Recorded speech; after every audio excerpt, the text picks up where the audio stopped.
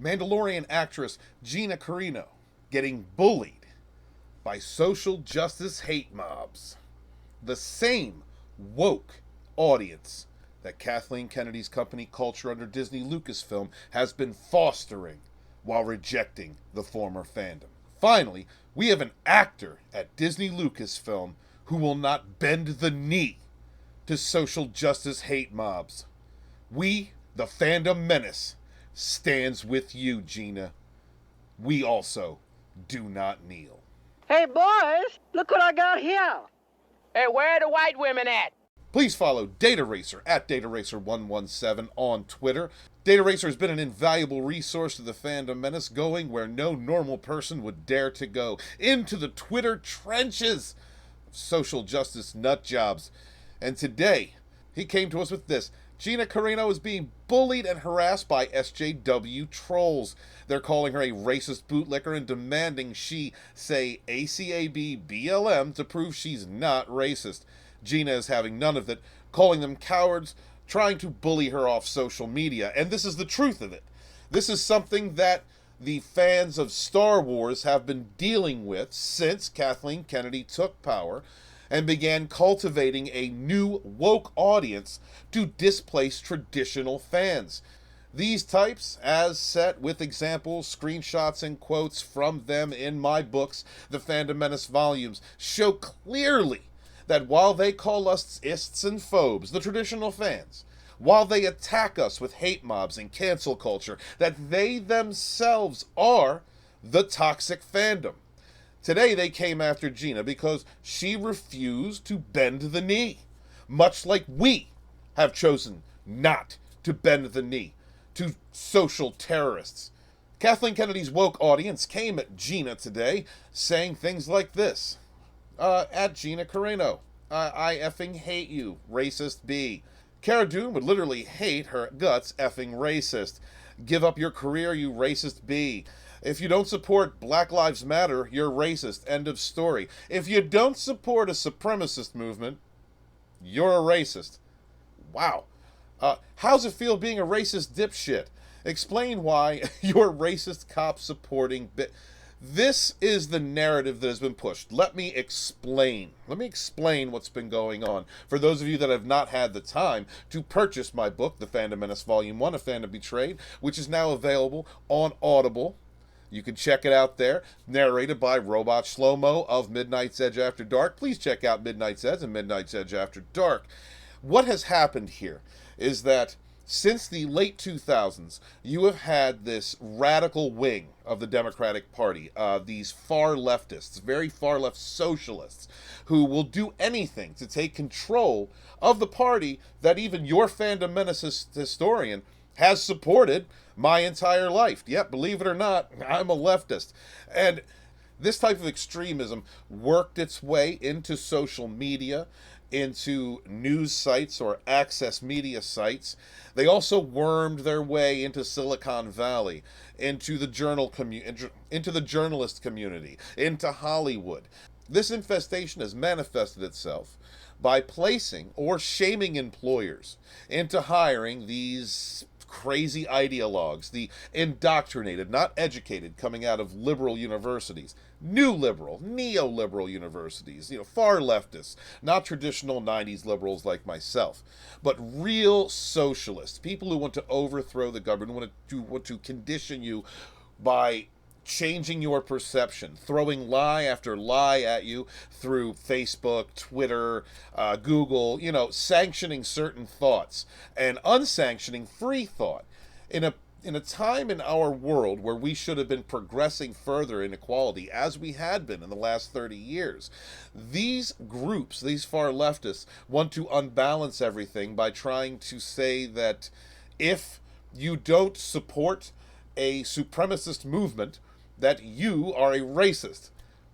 Sounds crazy, I know, it really does. But if you go back 100 years, if you go even further, groups like the Ku Klux Klan, who also were heavily supported by the Democratic Party at the time, these were the paramilitary wings of that party. They were very much the same rhetoric that was spouted by white supremacists, true white supremacist groups back in those days, far leftists, are the same type of rhetoric that are being espoused by today's far leftists, your Antifa, your corporate Black Lives Matter. It's the same bag, different packaging. It's really all it is. And so you have, in the entertainment industry, which has been infiltrated by far left ideology for a long time, these wealthy elites, these people who are completely disconnected from the working class or the poor, who feel that they are so empowered, that they are so privileged, that they can speak on behalf of other groups for which they do not belong because they know better. Their wealth says that they know better. Their privileged positions say that they know better than you, people living on the street. And they take advantage of certain marginalized communities, as they would put it, as I would say, people who are full of fear, racism, and hate themselves, who need an excuse, an outlet, a finger, someone to point at. They need these rich, wealthy elites, these far left journalists, these information and technology companies that are infested with these people that believe this rhetoric. They point the finger at someone to blame for these people that don't feel good enough about themselves, that need someone to blame because they're not working hard enough, or they need someone to blame for the struggles that they've seen in their lives, instead of directly coming at the issues in their lives that they need to overcome, having the strength, education, working harder, whatever they need to do to overcome these things. They have decided instead to shift the blame to imaginary boogeymen. In today's society, the imaginary boogeymen is straight white people. It is people who do not capitulate to their needs. Tim Pool had a great video earlier. We should go check it out. Go check out Tim Pool. He's great. He's a classic lefty like me, who's just tired of this far left extremist socialist bullshit. And he was talking about a Black Lives Matter group that's going around in Kentucky right now, attempting to extort businesses by having them sign a paper pledging that they will fund their nonprofits. This is the type of extortion. This is the type of hate mobbing, cancel culture that we have seen on social media that's run rampant. One of the reasons why the Phantom Menace exists is because people like Kathleen Kennedy and those that she has hired facilitate this narrative. They are using entertainments as a platform to espouse this hateful, terrible, divisive, segregationist rhetoric they are validating the people in society who, like I said, are not facing up to their own inner demons, who may not have the strength to overcome, to persevere, to work hard and get what they could achieve in life. Instead, used as a platform, these entertainment companies, to validate their victimhood, the oppression Olympics. And so we have these hate mobs that have been generated by entertainments, by journalists, by supposed news sources like CNN, and it's a terrible thing to behold. It has been something that was accelerated, really accelerated, with the election of 2016. Now, some of you may not know this. I voted for Hillary Clinton in 2016, and I can tell you right now, I wish she had not won, because when you see the reaction that fellow leftists have had to Donald Trump being elected, this Trump derangement syndrome that has been, it's a genuine thing. I have friends, or I had friends that were very close to me, that no longer speak with me because I don't hate Donald Trump enough. The derangement is real. This hate mobbing is real. And they do eat their own. But occasionally we find an actor or a public personality that will not bend the knee to this racist rhetoric. And surprisingly enough, one of these has come out of Disney Lucasfilm. I can't even imagine it right now. The rumors from Doomcock must be real. Kathleen Kennedy must be just a puppet at this point, because I can't see her and the company culture that she has created at Disney Lucasfilm allowing someone who apparently has spine, has free thought, critical thinking skills, is not towing the narrative, is standing up to these hate mobs, these bigots. Gina came back at these racist assholes very simply saying, In my experience, screaming at someone that they are a racist when they are indeed not a racist, any post and or research you do will show those exact facts. Then I'm sorry, these people are not educators. They are cowards and bullies. Gina, Gina, I hope you're watching this, sweetheart. This is what the Star Wars fandom has been dealing with for years, especially after The Last Jedi. I mean, we can show you screenshots of the things Rian Johnson has said, Chuck Wendig, Pablo Hidalgo, people that worked or do still work at Disney Lucasfilm. We have been dealing with this type of harassment from these woke fans for years. That's why we exist. Now, you may not be able to publicly recognize who we are, like, tweet or retweet something from one of us with the hashtag #TheFandomMedicine. I mean, I wish you would, but to a point I can understand that for the safety of your career. I'm sure that you're going to be getting phone calls at some point from the higher-ups or somebody in the Kennedy camp telling you, oh, no, you shouldn't stand up for yourself. You should kowtow. You should bend the knee to this hate mob because these are our fans. These are not fans of anyone. These are divisive people. These are terrible, awful people that have been cultured by Kathleen Kennedy, by her hires, the Kathleen Kennedy camp. This is a direct example of who these people are. These people have doxed, harassed, tried to cancel, sent hate mobs, bots at a lot of people in the Fandom Menace over the last 2 years, because we dared to stand up against this type of harassment, the harassment that you're dealing with right now. Gina, I want to say to you, we are proud of you. I'm proud of you. I can't speak for everybody in the Fandom Menace because we are a collective of individuals. And that's what we are. We are all individuals. We are all leaders of our own lives. Apparently like you.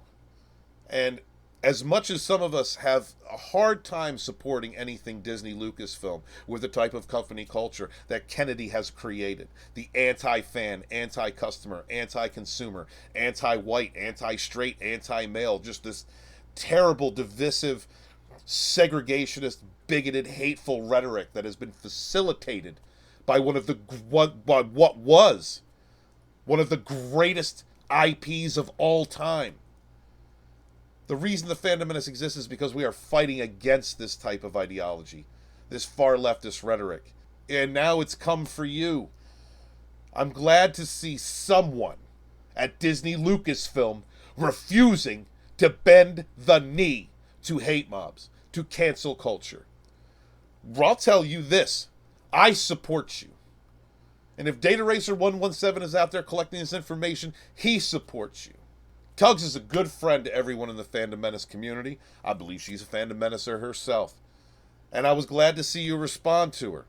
I'm glad to see that some kind of communication. You have to understand, for us, for Star Wars fans who have been dejected, who have been attacked and labeled and called ists and phobes for the last 2 years by people in the Kennedy camp, to have someone attached to Star Wars thank one of us for standing with you. That's, first off, to have one of you stand up against this type of culture, to understand what we have been fighting against, the type of toxicity, true toxicity, that we have been standing up against for 2 years as we've been attacked and labeled. To see that show of strength is commendable and respected.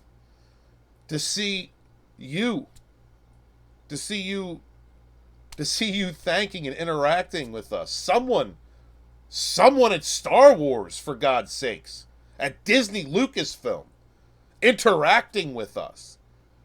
I tell you this right now, Gina, you have more respect at this moment than any of your colleagues. I'm sorry that this happened to you. This is something that happens all the time to many different people, and there are others in your profession, in the industry, who bend the knee at a moment's notice. There are people that work in the same industry as you that promote this type of behavior. They promote racism, hate, segregation. It's awful to behold. The fact that there is one person in Hollywood, one of you, especially working at Star Wars, at Disney Lucasfilm, standing up against this hateful rhetoric. This is awesome to behold. I hope that your strength remains. I hope that you refuse to bend the knee to these bullies, these true racists, these true sexists, these awful people. I don't care what your politics are. I don't care who you vote for. I don't care who you sleep with. What I care about is the strength and the merit of a person's character. And at this moment, Gina, that speaks very strongly for you. The Fandom Menace historian stands with you. I'd like to give you an open invitation to come onto my channel, have a conversation with the Star Wars fandom. Pretty sure Disney Lucasfilm won't allow that because, you know, we're the bad guys. We're the, you know, we're the detractors. But I tell you this, we may be the detractors of the company culture created by Kathleen Kennedy, but we are most definitely Star Wars fans, and we absolutely love this franchise, and that is why we are fighting, and that is why we refuse to kneel to Kennedy, to the type of company culture she's created, or any of her hate mob out there harassing you right now. Do not kneel, Gina. The Fandom Menace stands with you. I am author Stephen Walton, the Fandom Menace historian, your historian, born in the chats of the High Council with my brothers and sisters, fighting for our modern mythologies. Wash your hands, wash your ass, be good to each other, follow DataRacer117 on Twitter. Peace.